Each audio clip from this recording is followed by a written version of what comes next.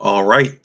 Hello, everyone, or those of you who decide to join me. And hello to those of you who watch on the playback. This is, well, if you celebrate it, this is Easter Sunday.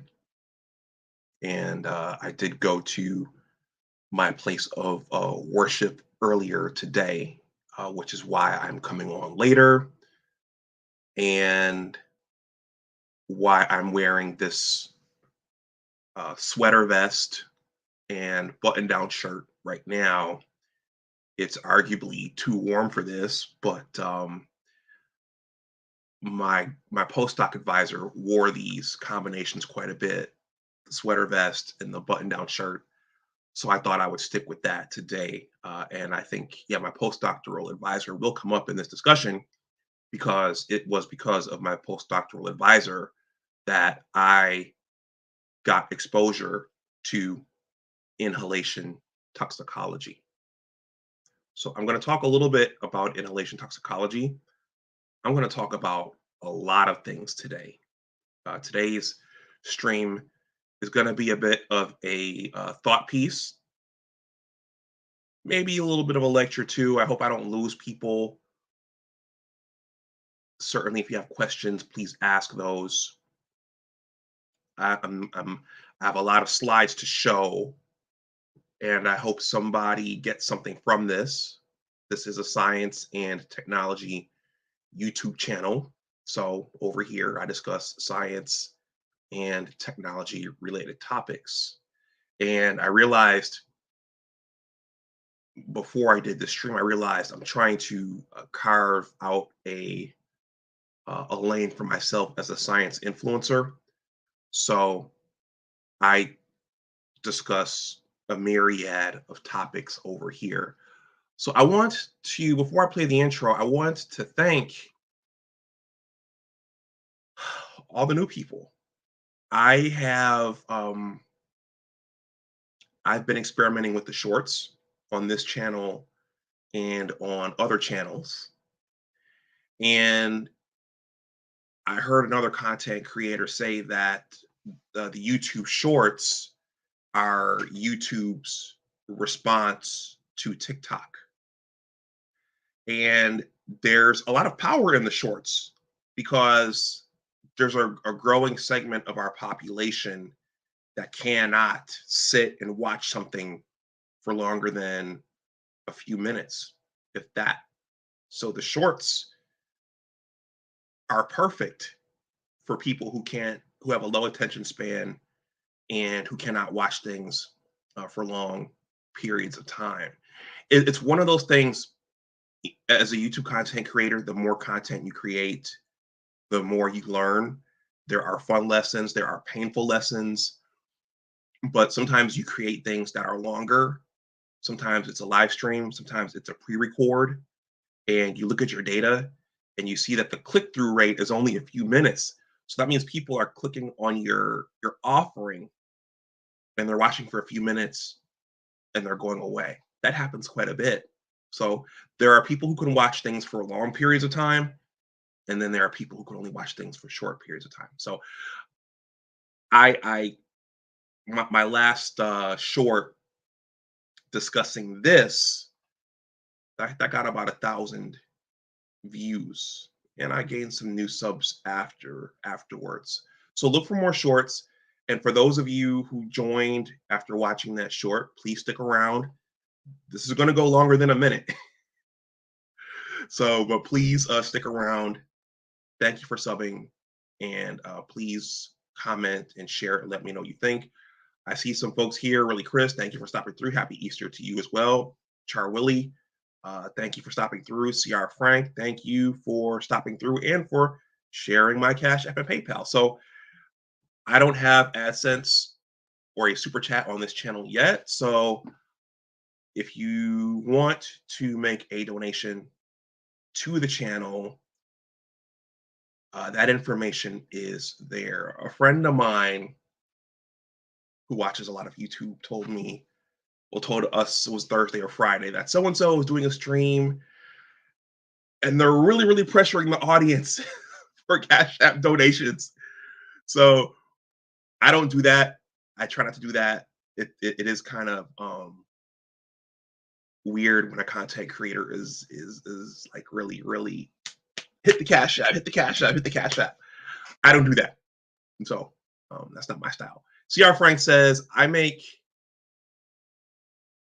drone content in shorts have been helping. Yeah, the audience, I think the TikTok thing is real. I think well, no, even before TikTok, there were people who detested long videos. There are people who, there are viewers who get angry with the content creator if they don't jump in right away. And there are viewers who get, yeah, and they'll leave you comments about it. And so there are viewers like that. Anyway, I'm gonna play the intro and then I'm gonna jump in. I don't want to spend all of my Easter, or what's left of my Easter and my weekend in front of a screen. But I didn't get to do a stream on Friday. Time got away from me yesterday. So I wanted to get this one out. So I'll see you all on the other side of the intro. We're going to learn about a little bit about gas laws and where gases go once they go into the atmosphere. We're going to talk about that. We're going to do a whole lot of sciences today.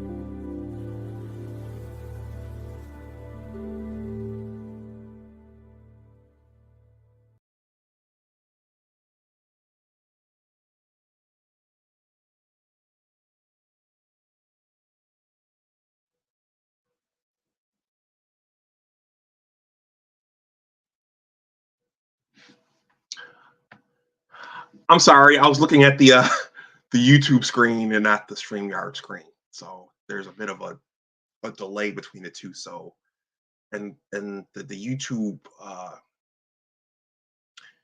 when I have StreamYard open and YouTube open, sometimes it's like the YouTube side freezes. Anyway, everyone, thank you for being here.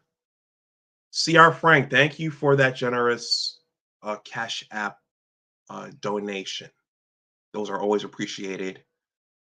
And again, I don't have AdSense or a super chat over here yet, but I think I will get there Someday it's gonna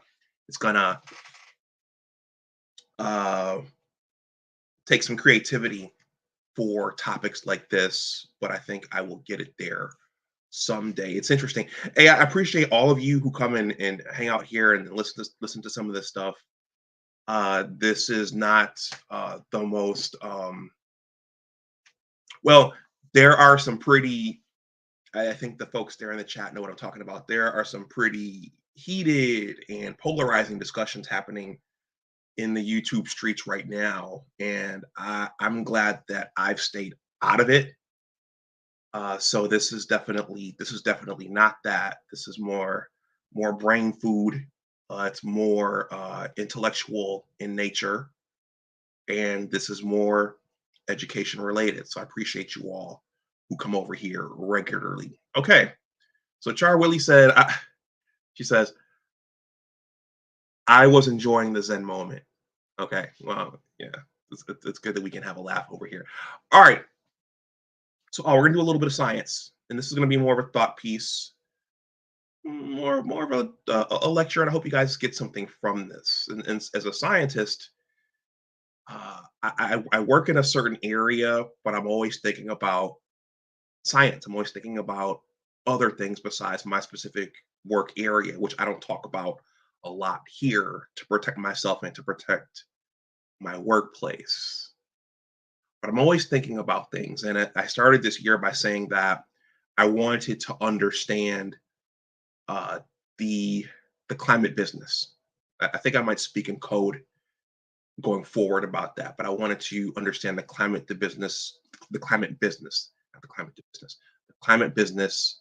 I wanted to understand the debate because it is a debate with two specific sides, and I wanted to understand what both sides were saying and what both sides were talking about. So as I talk about these things, I am making an effort to stay neutral, and I know members from both of those sides would say, if you're not with us, you're against us. How could you stay neutral? But that's how I tend to try to play things, especially things that are polarizing. So one of the overarching question for this stream is this. And with science content, with science streams, accuracy is critical, and it's important to have visuals that you can show the audience so that they know what you're talking about. Okay, so right now with this climate business, one of the concerns is that human activity, anthropogenic climate change. And whenever you hear anthro, that typically means human. Anthropology, I'm thinking about anthropology as well. But one of the concerns is that where we are throwing profuse amounts of carbon dioxide up into the atmosphere. And the question is, well, what does that do? How bad is it? And one of the questions I started to piece together after listening to these discussions is this: where do the excess gases go? Where do those gases go? Do they simply just hang out in the atmosphere? Do they do some of them dissolve into liquid? Do some of them go into outer space? If there's an expert watching this, I'm always open to do Q&As. So if you want to come and talk about this, I'm open to having a respectful discussion. But where do the gases go? And that, I'll just say that there's data out there. If you look at the historical record, there's data out there that show that fluctuations in carbon dioxide follow temperature change. Temperature change doesn't necessarily follow fluctuations in carbon dioxide. So, as a scientist, and I've been showing this slide a lot recently. I was confronted with this recently. Well, not recently, but over the last couple of years. I was asked, do you believe in science? I'm not going to get into why, but I created the slide. In the aftermath of that, this slide is called Do You Believe in Science? So, science is asking why, science is considering alternative hypotheses. So, you're thinking about all the possibilities. Science is having a flexibility of mind, science is generating hard data. Science is not believing things blindly. Science is the peer review of data. So other scientists looking at your data, identifying the holes, and asking hard questions about it. That's peer review. And then thinking critically and questioning.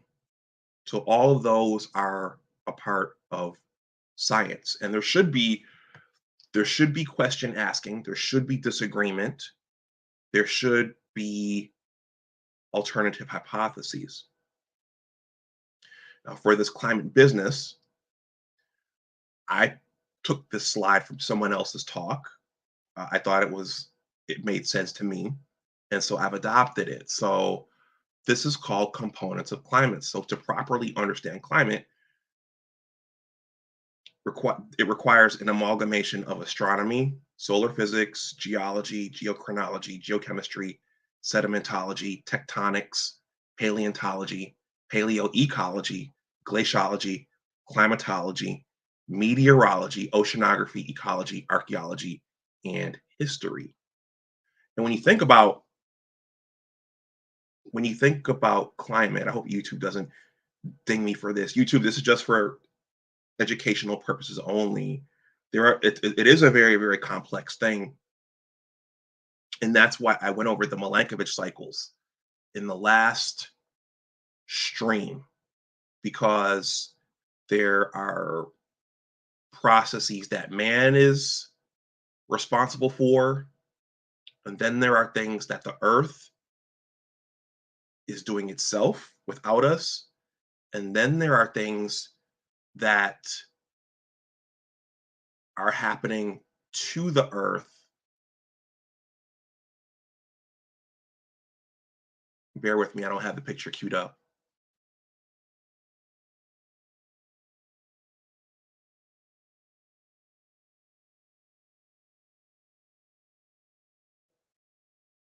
Another Zen moment here, Charwilly.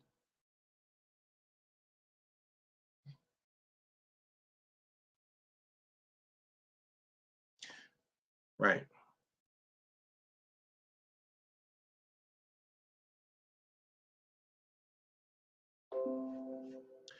And then there are things happening to the earth due to the sun and due to the other planets in our solar system.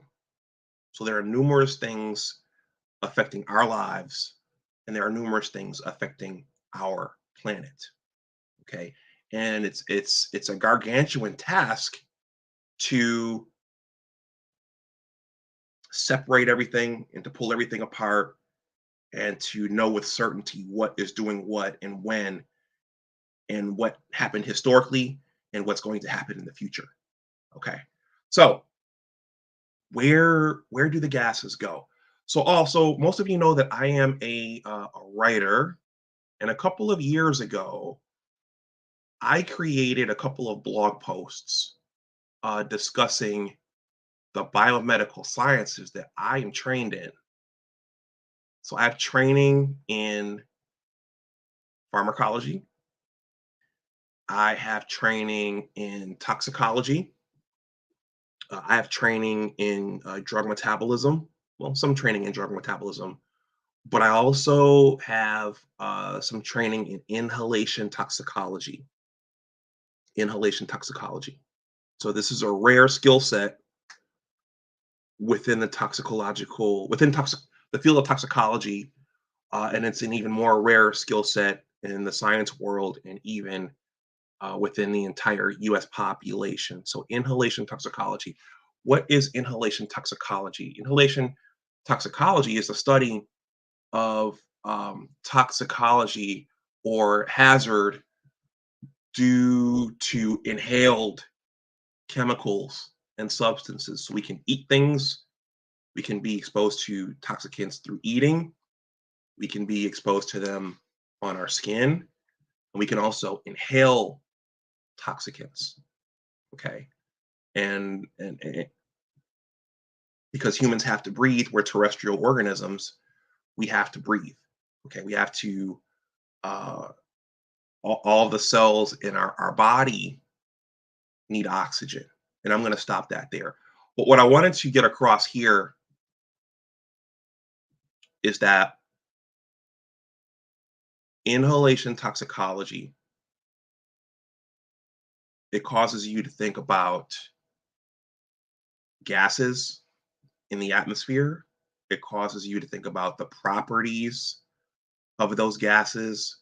And it causes you to think about toxicants in those gases. So you start to gain an appreciation for things like a chemical's partial pressure, which I'm going to talk about, and you start to gain appreciations for uh, chemicals that are volatile.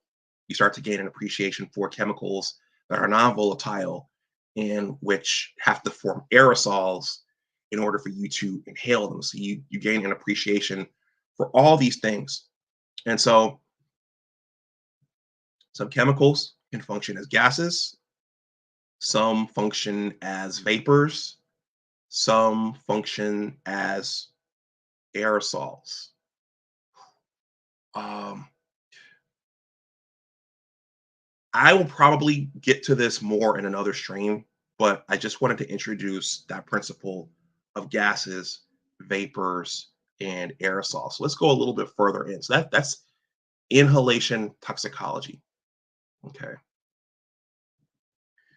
I also I also spent a lot of time here in the DMV earlier in my federal career tutoring. And for a number of years, I was able to make a secondary income, a supplementary income via tutoring college level general chemistry. So here in the DMV, well, at least in my part of it, there were quite a few parents who were willing to invest dollars into their children passing and excelling in AP and IB chemistry. So when you're tutoring somebody, you have to know what you're talking about. You have to know enough to guide them and to teach and mentor them. So what this caused me to have to do was to go back to general chemistry from high school and college and review everything. And a major part of general chemistry, and you guys, please comment there in the chat. Let me know what you think. Let me know if you have questions, because I have some bullet points here and I'm gonna talk through these. But if you want to say something, say something. If you have a question, please ask.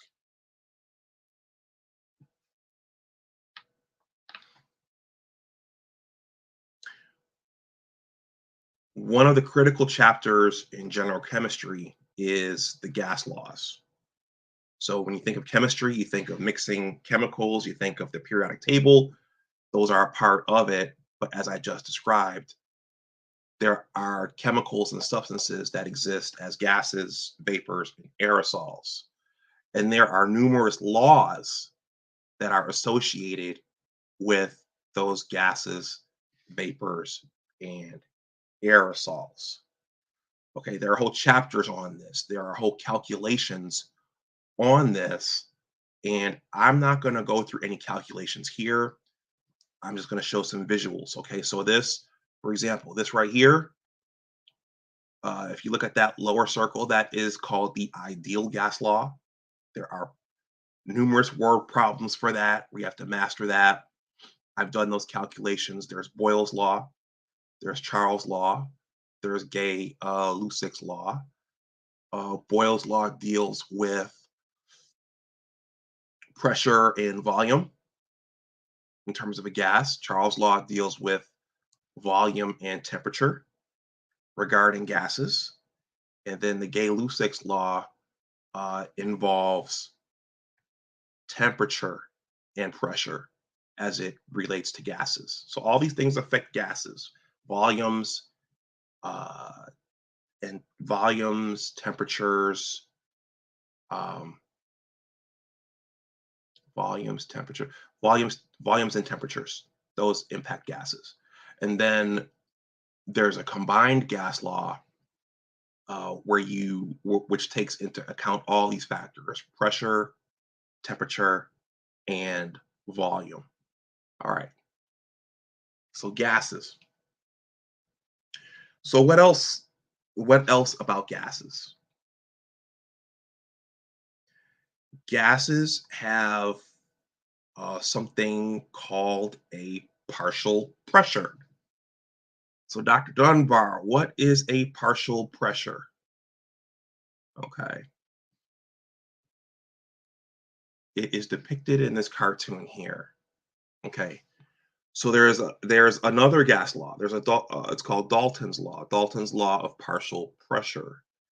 And what this law is basically stating is that each gas, whether it's oxygen or carbon dioxide or nitrogen, each of those gases is exerting something called a partial pressure, where they're basically pushing against each other, right?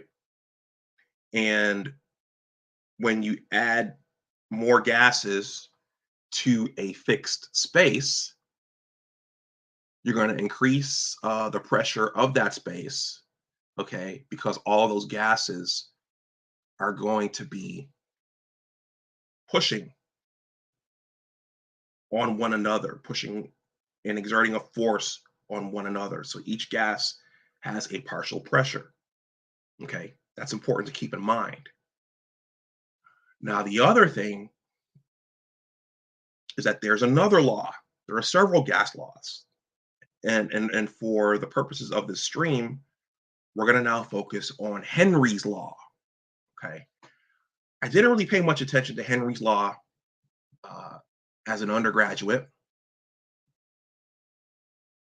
and I didn't really pay as much attention to it when I was tutoring, but Henry's law has come up in my current 9 to 5, okay?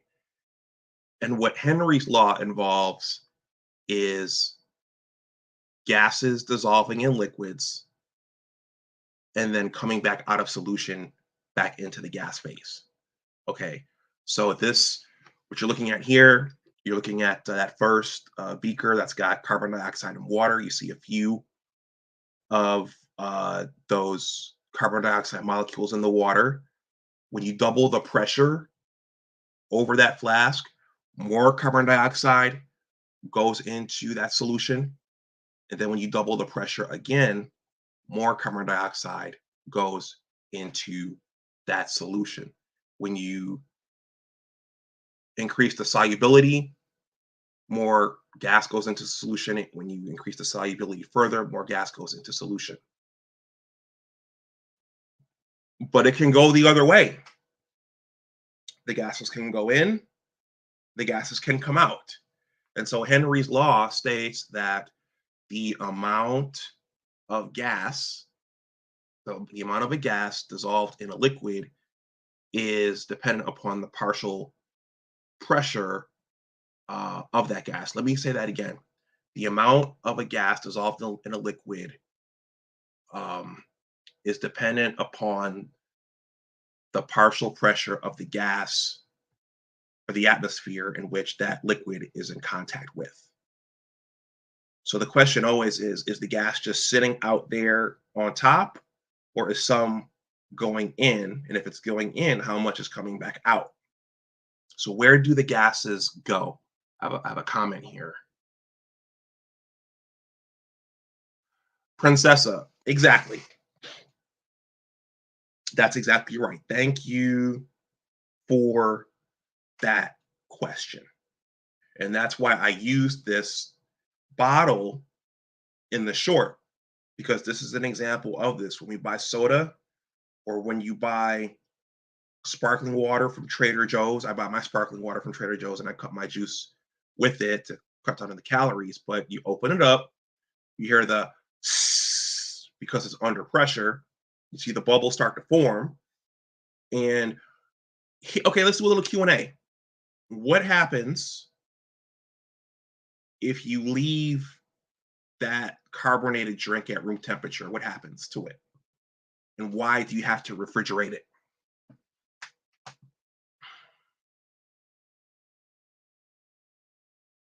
Yeah, there's a little question for the audience there. Why is it important to refrigerate your carbonated drinks and not just leave them at room temperature? Why?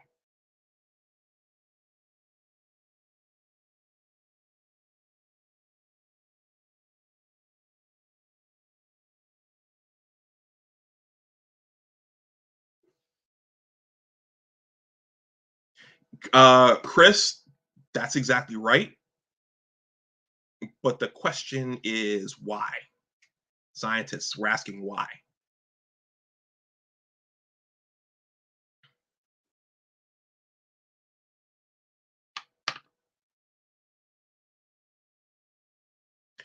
Let's go back to one of our other gas laws. I think this one would be, well, let's do the combined gas law.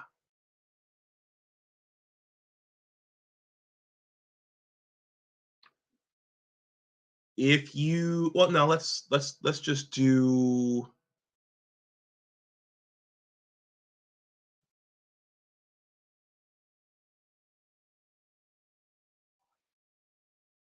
let's do Charles law. Charles law is temperature and volume. So if you increase the temperature, you're going to decrease the volume. Right. So if you increase the temperature, remember that gas has a partial pressure and they're going to move around more quickly. So the carbonation is going to go away more quickly because it's warmer, and they're going to come out of solution, and those particles are going to move and they're going to disperse out of the bottle. Okay. That's why. So the warmer it is, think about kinetic energy. Kinetic energy. So the warmer it is, molecules are going to move around faster. They're going to come out of solution, and then the cooler it is, they're going to move more slowly, and more of those carbon dioxide molecules will be in solution. That's the answer to that. That's why you have to keep your carbonated products refrigerated. That's why the carbonation stays longer if they are refrigerated. Uh, I hope that I explained that pretty clearly. So so that's something I thought about when I was listening to one of the lectures on carbon dioxide and temperature and which follows which. There's a data set out there. I haven't found it that says that atmospheric carbon dioxide follows increases in atmospheric carbon dioxide follow increases in atmospheric temperature, not the other way around. And so I had to scratch my head for a minute and say, okay, does that make sense? And when I thought about Henry's law, I said, you know what? It does. From a chemistry perspective, from a chemistry perspective, that means that would have to mean that there's carbon dioxide and other gases dissolved in our water bodies and in our oceans and in our seas. And if you increase the temperature of if the temperature is naturally increasing, if the temperature of the globe is naturally increasing, it makes sense to me that gases would come out of the ocean and out of our seas. Speaking of which, let's transition. So, how much, how much, well, we know that there's carbon dioxide and oxygen in the atmosphere. That's how we live. That's how we breathe. Let me show this cartoon really quickly, then I'll jump into some numbers. This is biology 101, life on the planet Earth consists of these two reactions: photosynthesis and respiration. Photosynthesis, plants take carbon dioxide, water, and sunlight, and they create glucose. Glucose is the basic energy source for our cells, right? That glucose is taken and ATP is created.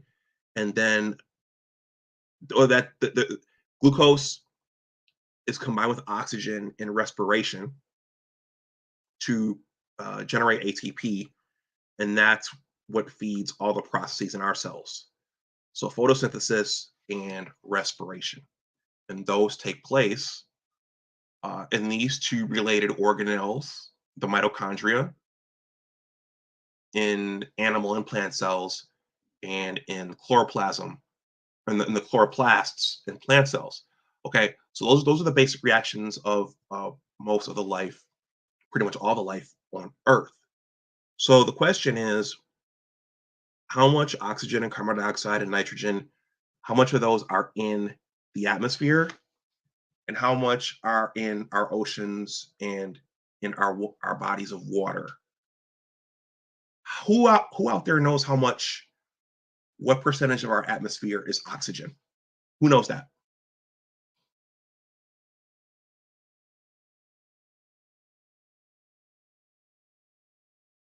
Christopher says, so I have a question. When they cool your body to preserve you when you are in a life-threatening situation, are they doing it to preserve certain gases in your blood from dissipating? Okay, Chris, when they cool your body to preserve you, the reason they'd have to cool your body is if you're experiencing some sort of inflammation, because the human body, uh, there's an optimal temperature for our bodies to exist. So too cold is bad. That's called hypothermia, and too much heat is bad. That's called hyperthermia. So if they're trying to cool you, they're trying to get your body back down to that. I believe it's 97 degrees. Char Willie says, Chris, that's close. Char Willie says, I don't know. The answer in the atmosphere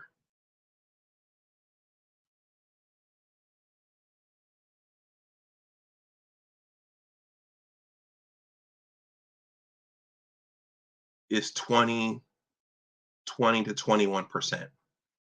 So the air outside that we're breathing is about 20 to 21% oxygen. Carbon dioxide, look at how much of a percentage carbon dioxide is in the atmosphere uh, outside. According to this, it's 0.033.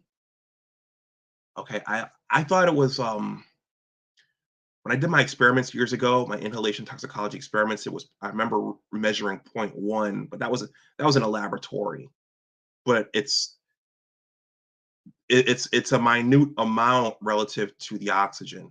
Nitrogen is almost 80% of our atmosphere. So our atmosphere is loaded with nitrogen. So oxygen, remember that, everyone, oxygen. Our atmosphere is 21% oxygen. I'm looking at your comments here. Chris says, like, when a kid falls in water, if people are entrapped in a cold environment, they always seem to survive, opposed to overheating. So in that instance, the child is hypothermic. Hypothermic. Okay. So 21% oxygen. I'm going to put that up again.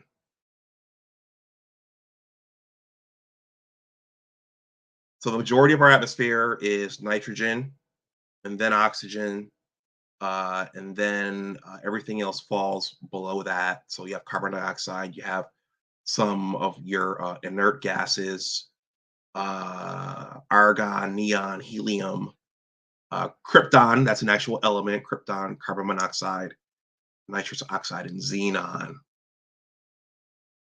Okay. And so we are adapted. We are adapted. I'm just taking a short segue here before I get to the ending. I don't want this to go too long.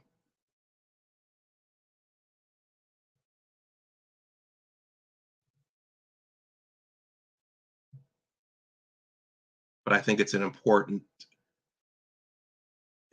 to make this distinction for everyone here and to tie these things all together.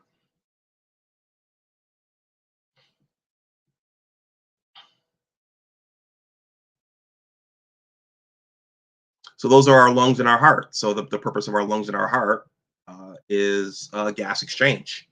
So we need oxygen, we generate carbon dioxide, and without these organs, the rest of our bodies would suffocate.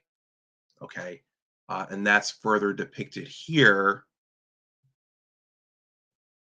in this cartoon.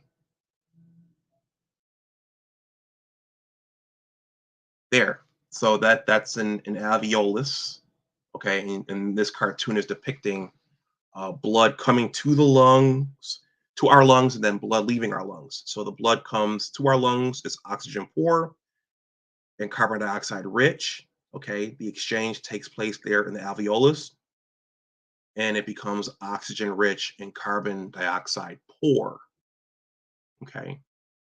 And those two gases are carried on this hemoglobin molecule here.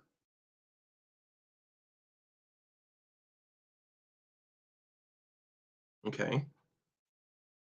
And that hemoglobin is found, and wouldn't you know, I don't have it queued up, but let me show you really quickly. That hemoglobin is found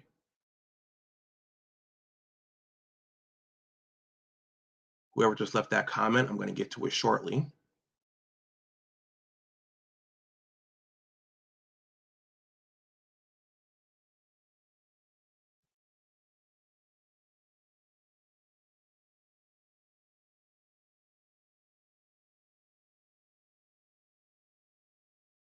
Oh, too many pictures.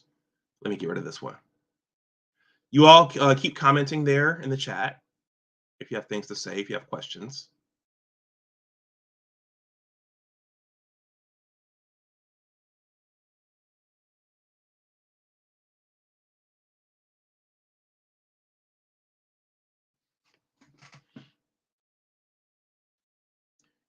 And that hemoglobin is found in our red blood cells. Okay, so that is our circulatory system. So there's oxygen and carbon dioxide out in the air, in our atmosphere. Where else is carbon dioxide and water? I'm sorry. Where else is carbon dioxide and oxygen? Where else are those? I thought about this as well.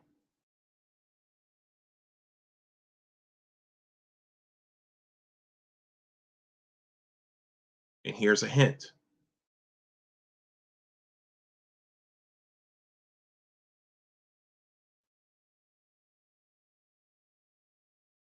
Here's a hint. So where else is there carbon dioxide and oxygen and nitrogen? The surface of the earth is mostly water. So the majority of the earth is mostly water. The land makes up the minority of the surface area of the planet Earth, and the rest is water. And then there's ice. There are the polar caps, and there are clouds. There's water in the clouds, but the majority of the surface is water. And so there is also oxygen in the water. There is nitrogen in the water, and there is carbon dioxide in the water too. So those three gases are in the breathable atmosphere, and they're also in our oceans and seas and rivers and lakes. I'm going to read your comments here. Christopher says, let's see, carbon, I'm asking, we really convert like plants, but in reverse. So are you saying we more plant-like than actually? No, no, we are mammals. We don't, we don't undergo photosynthesis. We need it. We need the plants to do it, but we don't do it ourselves. Okay. So going back to the question, where do the gases go?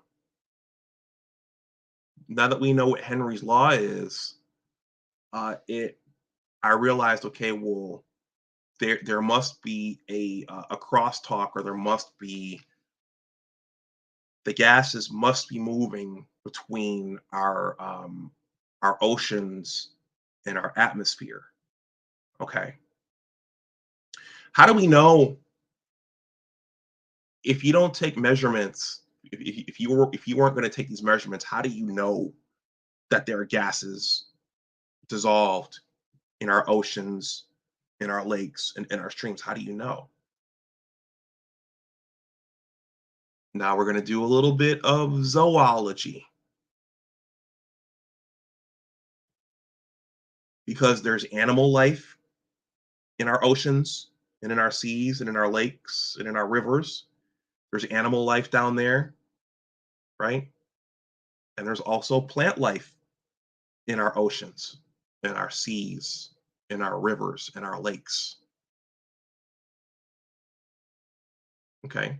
There are plants down there. Green plants undergoing photosynthesis. Okay. They're getting light from the sun. They're getting it in the water, though, but they're green, so they have chlorophyll, and they have chloroplasts. So they're undergoing photosynthesis. So that means that they're generating oxygen and they're taking in carbon dioxide. So how are the fish? I'm a fish eater. I like a lot of salmon. I'll do some bottom feeders too, like shrimp and scallops and crabs, crab products. I don't like to break them apart. But how are the fish undergoing respiration? Okay. I'm going to take us back to undergraduate biology. There's something called they use something called a counter current exchange mechanism. Okay, so most fish with gills, fish with gills, they have biological mechanisms. I'm sorry, a biological mechanism equivalent to our lungs, which allow them to extract oxygen out of water and into their bloodstreams. Okay, so I just showed you the lung. Well, this is what a fish's gills are for. The oxygen arrives to those gills. The blood arrives to those gills, oxygen poor, right? And then when it interacts with the water, there's an exchange that goes on where the oxygen is pulled from the water and into the bloodstream of those fish. Okay, much the same way that our blood undergoes the exchange with the atmosphere. That's called a counter current exchange mechanism. Okay, I have one more slide here. Oh, I'm almost done. I'm not going to drag this out too long, but I'm showing this to show because I had the question in my mind: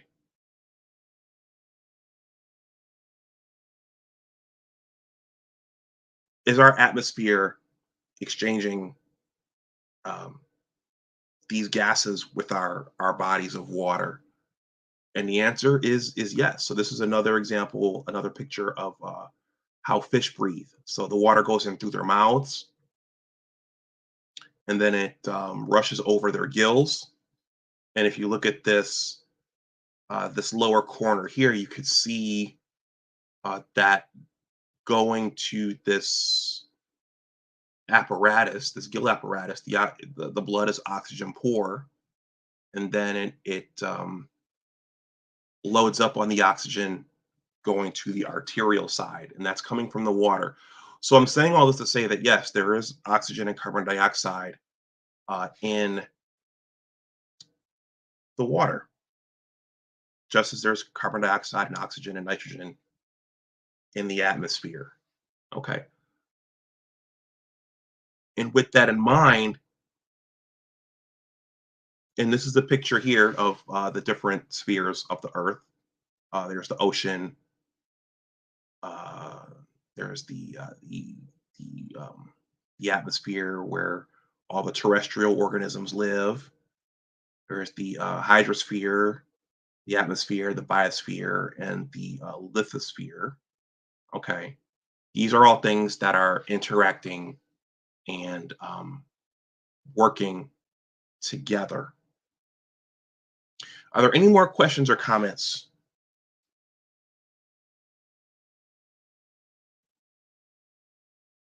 Okay, so going back to my initial question,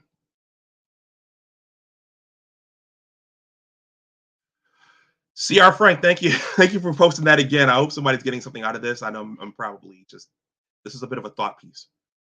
Um, if anyone wants to make a donation, my Cash App and PayPal are there. Thank you, CR Frank. This is more this is more brain food than some of what's already on YouTube and what's making the rounds right now. So going back to my original question,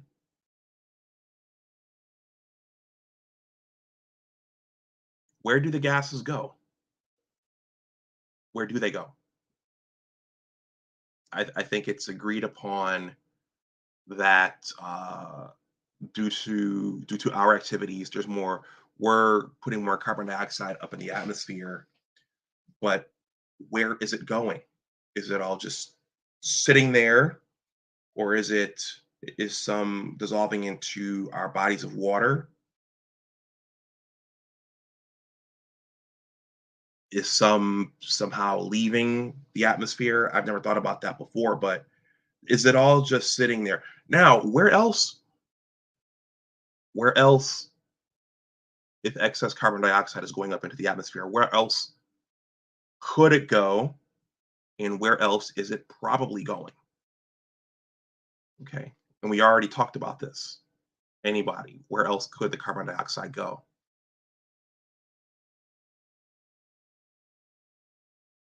And where else is it probably going? And to the YouTube algorithm, this is for science and educational purposes only.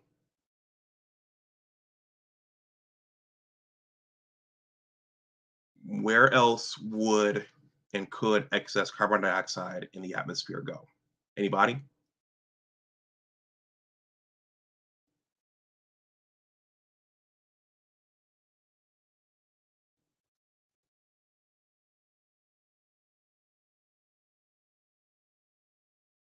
Well, how about here? Does anybody know, and the group I have watching, does anybody know what those are? What are those called?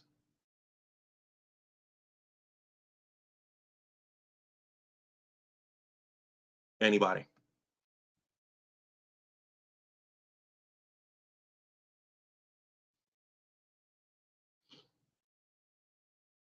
I'll wait a few more seconds. I'll show the picture again. No, those are not bacteria.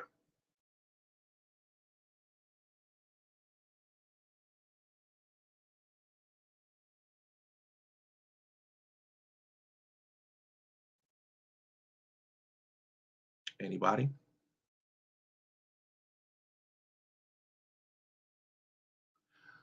Those are called stomates or stomata. Okay, those, if you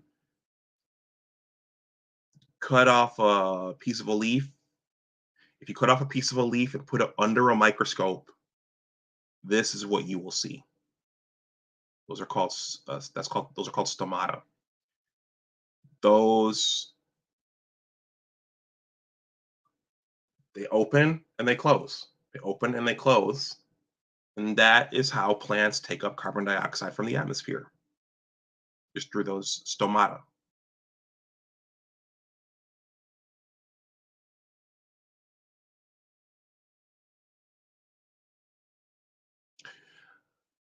That's Botany 101. Shout out to Dr. Phil. At Johnson C. Smith University, I learned zoology from Dr. Earl Thompson.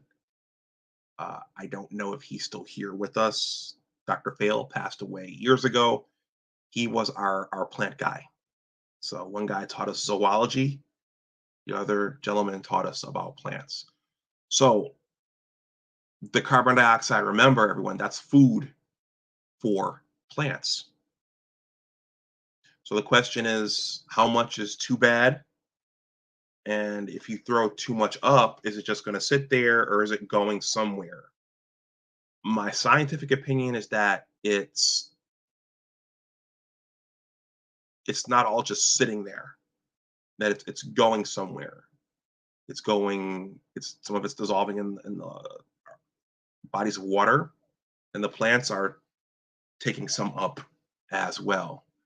Now, this is something I'm going to continue researching. I just did a quick search on the internet before I started this stream. I'm going to wrap this stream up shortly, but I did find something here. I think this is from NASA. There's a lot of information out here about this, but this is a plot of the amount of carbon dioxide in parts per million. So whenever you all hear parts per million or parts per billion, that is a unit for concentration. Typically in air in the gas phase, parts per million, parts per trillion, parts per billion.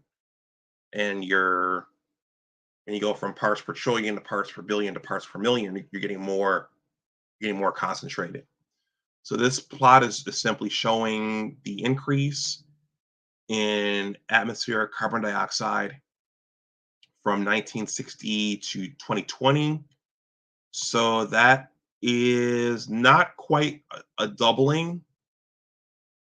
Okay, so you're going from about 320 to 420. So that's about a quarter. You're up about a quarter. Okay. But going back to the overarching question for the stream, one of the things that you have to ask yourself, and everyone, I'm going to say this again. This is a very, very polarizing topic. Okay. And there are a lot of ramifications for this topic. And there are two sides to this topic. You hear more about one side than the other. And it's very much like a Democrat Republican thing. It's very much like a, a church believer, non-believer thing. It's very much like a pro-choice, pro-life thing. This thing gets very, very fierce. But I think it's just important to understand what's being talked about and what's being said. What does the data mean? And what are they not talking about? It's important to just be able to it's important to be able to understand what they're talking about and what the discussion is about. So if you can get some understanding and come to your own conclusion. Princessa says, good live stream. Thank you very much. That means you're getting something from this. So let me wrap this up. I'm going to go back to that. So you see this, and this is from climate.gov. So this is a government website. So it's not quite doubling. It looks like it's up by about 25% from my eye here.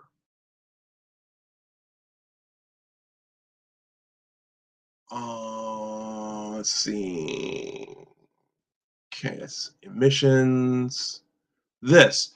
So Going back to my overarching question, where is it going? Is it just sitting in the atmosphere or is some going in the ocean?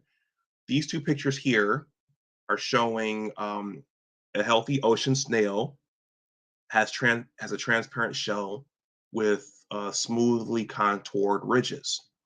A shell exposed to more acidic corrosive waters is cloudy, ragged, and pockmarked with kinks and weak spots. So this is suggesting that first panel is showing a healthy shell with a normal pH and a damaged shell with a lower pH. Do you all understand pH and what it is and why it's important?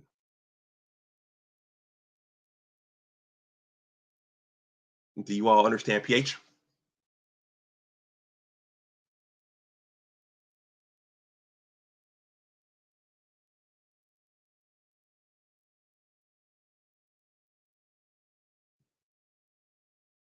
So pH, you're dealing with whether or not something is acidic or basic. So you're dealing with acidity. Okay. So if it's a low pH, it's going to be more acidic.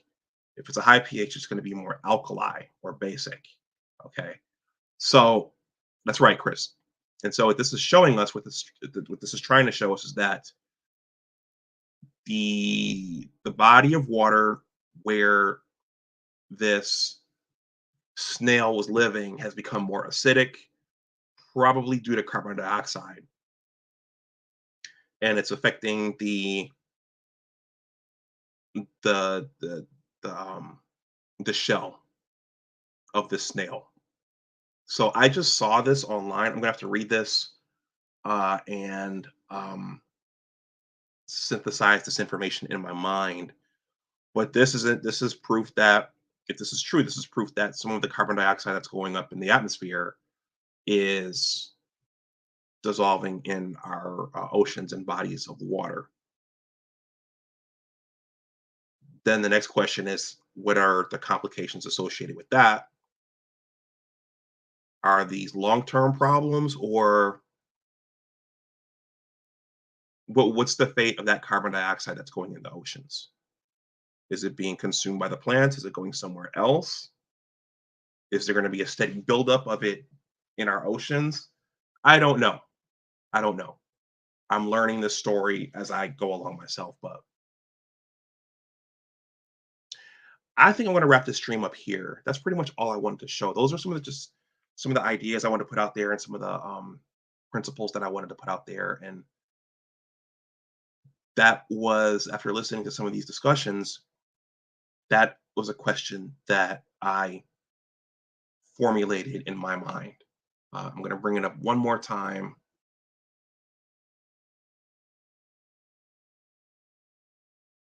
Where do the excess gases go?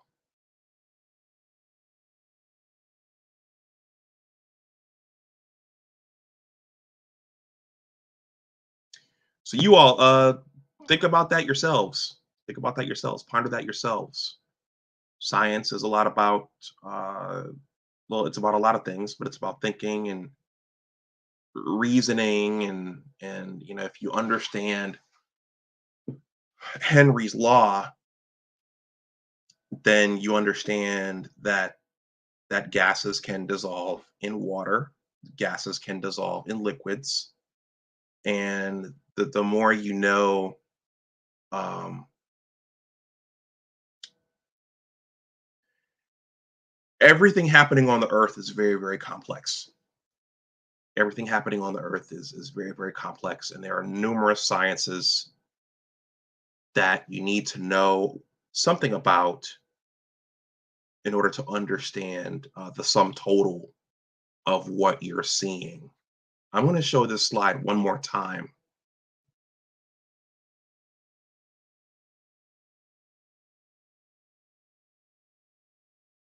What is climate? What area of expertise is required to master it? An understanding of climate requires an amalgamation of astronomy, solar physics, geology, geochronology, geochemistry, sedimentology, tectonics, paleontology, paleoecology, glaciology, climatology, meteorology, oceanography, ecology, archaeology, and history. All right. I have another comment here. Chris says, it seems like it gets trapped in water a lot. There's a lot of it and methane trapped in ice. How it got there, I don't know. I have theories, though, LOL. Well, part of it, if you notice the slide, the last point here says history. And so what that means is when you're dealing with the Earth, the planet Earth, and the things we're seeing around us, it's important to glean what you can and get what you can from the historical record to determine whether or not we're looking at something unprecedented or whether or not you're looking at something cyclical. Okay, is it something that's happening just today, or is this part of a cycle or a part of a larger pattern? That's why you have to look back at history to determine what was happening 100 years ago, 200 years ago, or 1,000 years ago, based upon the tools that you have. All right, everyone, I'm going to wrap this stream up. I will probably come back to this. I just pulled this link from climate.gov today because I wanted to get a. I couldn't talk about this without citing uh, a figure for how much carbon dioxide has increased in the atmosphere in recent times. Okay, so I had to quote that somehow, but I have to read that article in depth. Let's see. Yeah, Chris. There, the Earth has it's gone through certain ages, ice ages, uh, warming warming cycles, cooling cycles. The Earth is not just some stagnant body. It's dynamic with numerous processes and numerous things going on at once happening within the planet itself, and then and things there are also things happening within the solar system itself. So it's a very, very complex web of cycles and processes and events. Okay, so the links I shared earlier, my blog post about inhalation toxicology, that's here.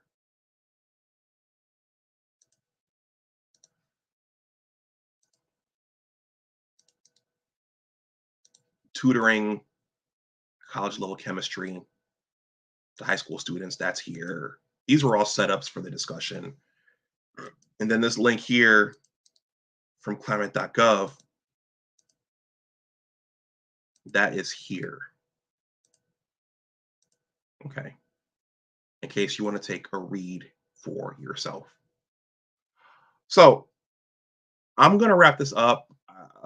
Thank you for those of you who hung on. Thank you to Princessa for saying this was a good live stream. I hope somebody got something out of this. If you think about,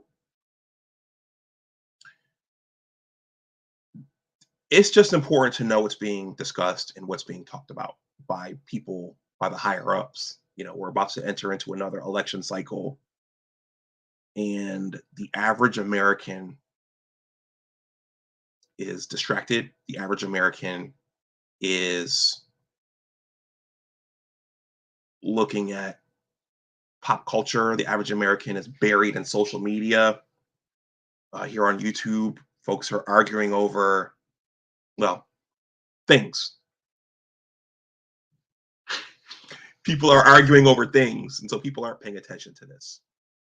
But it's important to know what's being talked about and why, and what the important points are. So Thank you, Chris. Yeah, definitely please share this. I appreciate you being here. Please share this content. Please share this channel. I'm trying to carve out my own lane. I realize this. I'm trying to carve out my own lane as a science influencer and uh, a science writer and a science communicator. So the more eyeballs that see this, yeah, that would help out a lot. That would help out a lot. So everyone, I'm going to wrap this up. I know I sound like a broken record.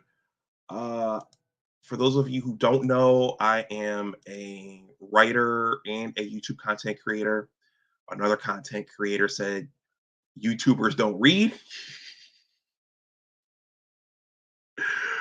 Well, we know some of them don't like to watch for long periods of time, but this gentleman said that YouTubers don't read. They like to see stuff and they like to hear stuff, and uh, they like shortcuts. But my newsletter is below in the description box. There's a 2-paragraph reading. Please take a look, and if you feel so inclined, please sign up. There's a subscription button there at the bottom. You just click that. That comes up, and you enter in your name, and you are part of the club. I didn't send one out last month. There was a lot of travel in last month, so I was very, very busy. But I should be able to get one out at the end of April or at the beginning of May. By the way, I'm going to admit I am not an expert on climate. I'm not. I'm a scientist. I have a curious mind, and I listen to discussions. I read articles when I can. I read data when I can. I have downloaded the IPCC's most recent report. I got a little bit through it. I got up to carbon dioxide budgeting, but there's just time is the most scarce resource, and there isn't always time to read everything. But if you're watching this and you're an expert on any of these matters and you're willing to come and have a Q&A, I am open to having a respectful and a fruitful Q&A discussion. I want to learn. I want to know more. And I think my ever-growing audience wants to learn and wants to learn more as well. So it's just important to understand what's being talked about so that you're not following things blindly. And I think a good number of our population is following things blindly, which is dangerous for everybody. All right, everyone, enjoy the rest of your Sunday. Enjoy the rest of your Easter if you celebrate it. Not everybody celebrates Easter, so I don't want to offend anybody out there. But thank you to those of you who tuned in and hung out and hit that like button. And thank you, CR Frank, for that generous donation. If you're watching on the playback, or if you're still here and you want to make a donation, my Cash App and PayPal are here. Every little bit helps. So with that, everyone, I'm going to wrap this up. If you're new to the channel, please like, share, and subscribe. If you're watching on the playback, please leave a comment underneath. Let me know what you think. And stay safe out there, everyone. As always, remember that your attitude determines your altitude. Always try to do your best. Take care, and I will talk to you the next time. Bye-bye.